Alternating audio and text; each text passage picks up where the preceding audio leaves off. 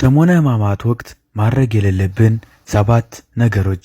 ይህ ቪዲዮ ለዚህ ሳምንት ብቻ ስለሚያገለግል ሼር በማድረግ ለሚቻላችሁ ሰው በሙሉ አድርሱልኝ።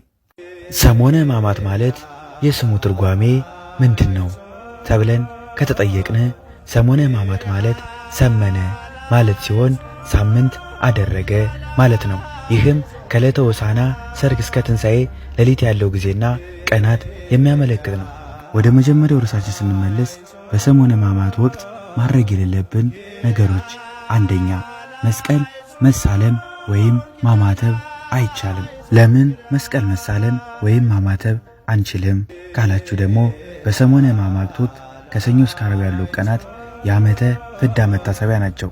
በእነዚህም ዘመናት ሰዎች በመስቀል አገልግሎት እንዳልጀመሩ ለማሳየት በሰሞነ ሕማማት ወቅት በቤተ ክርስቲያን ሥርዓት መሠረት መስቀል መሳለም ወይም ማማተብ ሥርዓት አይደለም። ሁለተኛ በሰሞነ ሕማማት ወቅት ሰላም መባባል ወይም መሳሳም አይቻልም። ለምን ከተባለ ደግሞ ይሁዳ ጌታችን መድኃኒታችን ኢየሱስ ክርስቶስ በመሳም አሳልፎ ሰጥቶታልና፣ እኛ ግን እንደ ይሁዳ ክፋት ካለው መሳሳም መለየታችን ለማስረዳት ነው። ሶስተኛ ታቦት ከመንበሩ አይነሳም፣ ምንም የንግስ በዓላትም አይከበሩም። አራተኛ ፍታት ክርስትና የለም።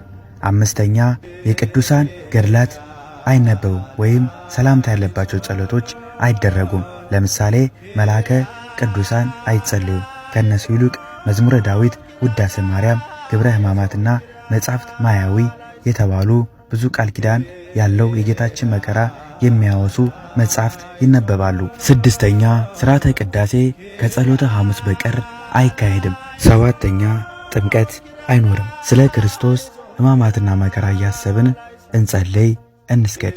ለብርሃነ ትንሣኤው በሰላም ያድርሰን ያድርሳችሁ። ወስብሐት ለእግዚአብሔር ወለወላዲቱ ድንግል ወለመስቀሉ ክቡር። ይቆየን። አሜን።